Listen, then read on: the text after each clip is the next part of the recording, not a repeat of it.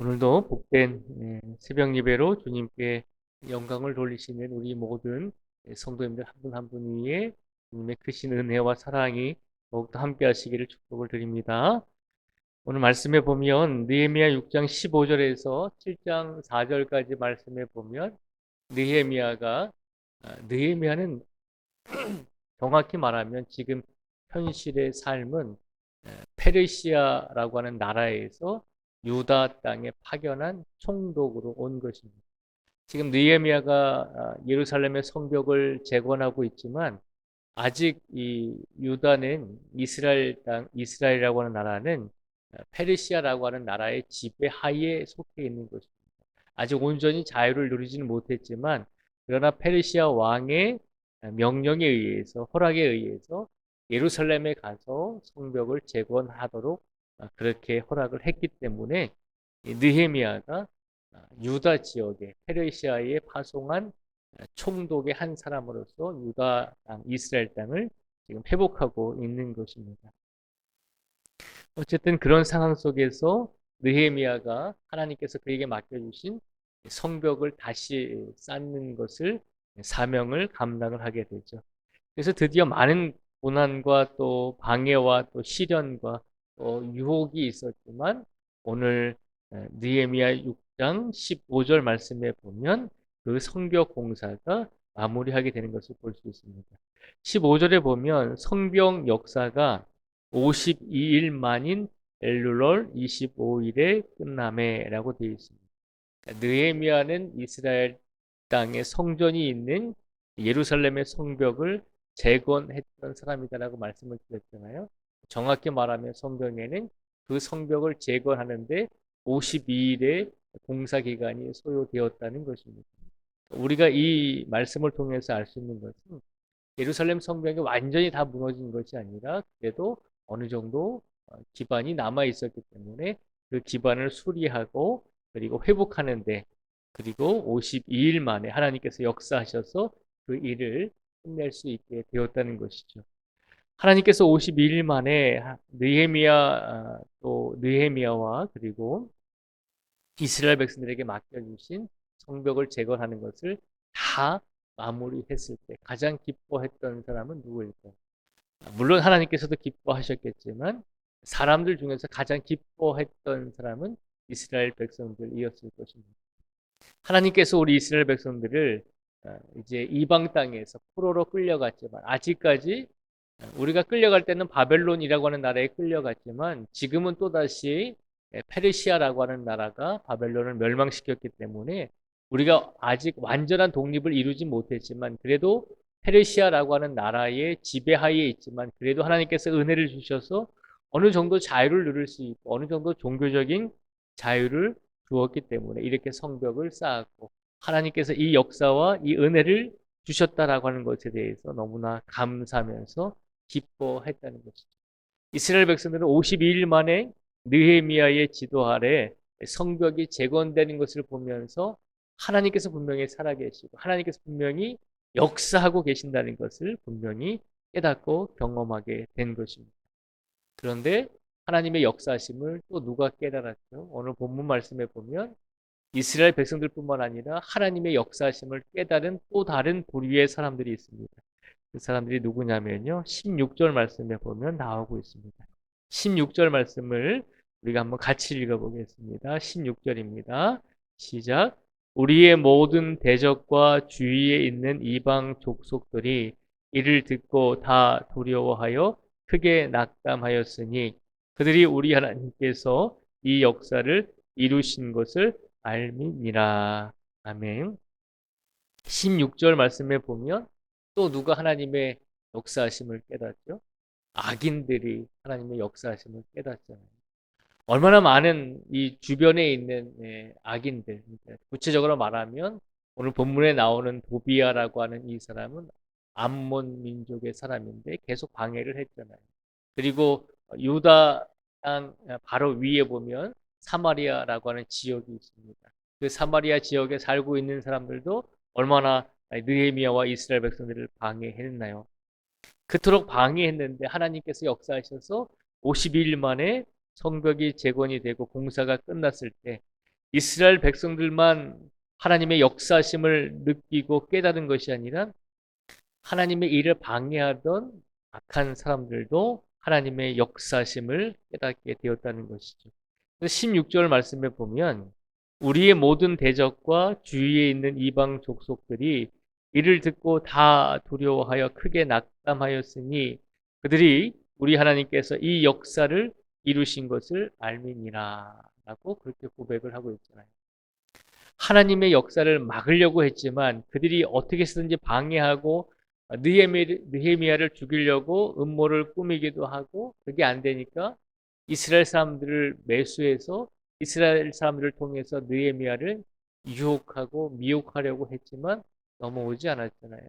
결국 느헤미야는 하나님께서 맡겨주신 이 일을 잘 감당하게 되었고 하나님의 역사심에 힘입어서 이 성벽을 재건했다는 것이죠. 그때 그 모습을 보던 악한 사람들도 느끼게 되었다는 것이죠. 아, 이 일은 하나님께서 하신 것이구나. 아, 우리가 이토록 방해했지만 이스라엘 백성들과 느헤미야가 이토록 기도하면서 성벽을 쌓을 수 있었던 것은 하나님께서 이스라엘 백성들과 함께 해주셨기 때문이다라고 고백을 하고 있는 것입니다. 오늘 느헤미야 6장 15절과 16절 말씀을 통해서 하나님께서 우리에게 주시고자 하는 메시지는 우리가 하나님의 일을 감당하다 보면 시련을 만날 때도 있고 그리스도인으로서 살아가다 보면 어려운 일을 당할 때도 분명히 있거든요. 그때마다 포기하지 않고 그때마다 기도하면서 하나님의 역사하심과 하나님의 임재를 확신하시면서 끝까지 가신다면 하나님께서는 우리에게 하나님의 역사하심을 분명히 경험할 수 있도록 깨달을 수 있도록 우리를 이끌어 주실 것입니다. 그리고 우리를 반대하고 우리를 막고 우리를 핍박하고 우리의 신앙을 어렵게 했던 세상의 사람들과 악한 사람들은 그들 또한 우리의 모습을 통해서 우리가 끝까지 하나님의 역사하심을 신뢰하며 나아갈 때 악인들도 우리들을 통해서 한 사람의 그리스도인들을 통해서 하나님의 역사하심을 분명히 깨닫게 될 것임을 기억하라는 것입니다. 그러니 지금 우리 눈에 보이는 현실의 문제들만 바라보면서 현실의 상황을 바라보면 답이 없는 것처럼 느껴지고 어떻게 하나님께서 나와 함께 하시는가라고 우리가 궁금해하고 의문을 들 수도 있겠지만 끝까지 느헤미야가 기도하고 하나님의 역사를 확신하면서 그 일을 감당해 내었을 때 느헤미야뿐만 아니라 악인들까지도 하나님의 역사를 깨닫게 되었다는 것을 우리에게 일깨워 주고 있습니다. 우리의 신앙은 나만을 위한 것이 아니라 악인들에게도 큰 영향력을 미칠 수 있다는 것을 다시 한번 기억하라는 것입니다. 나는 신앙이 별로 없습니다. 나는 믿음이 연약합니다. 내가 무슨 보잘것없는 이런 상황 속에서 다른 사람에게 어떻게 선한 영향력을 미칠 수 있겠습니까? 라고 이야기할 수도 있지만 그러나 한 사람의 성도를 통해서 한 사람의 그리스도인을 통해서 분명히 선한 영향력을 미칠 뿐만 아니라 함께 신앙생활을 하고 있는 신앙의 공동체에 선한 영향력을 미칠 뿐만 아니라 우리를 반대하고 우리의 신앙을 막았던 그런 믿지 않았던 불신자들까지도 분명히 하나님께서 변화시켜 주시고 그들에게도 하나님이 살아계심을 느끼게 하여 주실 줄 믿습니다. 그러니 오늘 이 시간 우리가 어떻게 해야 될까요? 우리 앞에 놓인 신앙적인 문제들, 우리 앞에 놓인 인간적인 문제들 그 앞에 무릎 꿇지 마시고 포기하지 마시고 하나님께서 우리에게 주신 사명이 있잖아요. 우리로 하여금 그리스도인으로서 어떻게 살아가야 할지를 분명히 이끌어주고 계시니까 그 하나님의 뜻대로 오늘을 살아가시면서 우리가 오늘 많은 것을 할 수 없을지라도 그래도 작은 것일지라도 보잘것없는 것일지라도 내가 하나님의 영광을 위해서 이렇게 살겠습니다라고 최선을 다할 때 하나님께서는 우리의 삶을 통해서 나의 삶을 통해서 분명히 역사하여 주실 줄 믿습니다. 그 믿음을 가지고 오늘을 살아가시고 우리가 얼마나 귀한 존재인지 얼마나 귀한 믿음의 성도인지 얼마나 큰 영향력을 미칠 수 있는 가능성이 있는 존재인지를 항상 기억하시면서 오늘 하루의 삶 속에서도 많은 사람들에게 선한 영향력을 미칠 수 있고 특별히 악한 사람들에게까지도 선한 믿음의 영향력을 미칠 수 있는 우리 모든 성도들이 되시기를 주님의 이름으로 축복을 드립니다. 기도하겠습니다. 하나님 감사합니다. 오늘 느헤미야가 52일 만에 하나님의 성벽을 재건하였습니다. 처음에 이스라엘 백성들은 불가능하다라고 생각을 했습니다. 그러나 느헤미야는 이스라엘 백성들을 격려하면서 끊임없이 하나님께 기도했습니다. 하나님, 우리의 힘은 비록 부족하고 미미하지만 하나님께서 역사하여 주실 때 우리가 분명히 이 일을 감당할 수 있습니다라고 하는 믿음으로 나아갔습니다.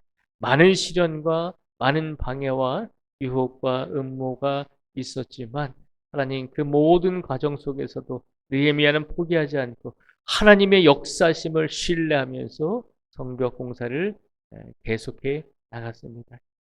비로소 하나님을 끝까지 의지했을 때 하나님의 역사가 52일 만에 이루어지게 하시고 이스라엘 백성들이 기뻐하며 하나님의 역사를 느끼고 뿐만 아니라 이스라엘 백성들과 느헤미야를 방해했던 많은 악한 사람들까지도 하나님의 역사심을 그 악인들까지도 깨닫게 되었습니다.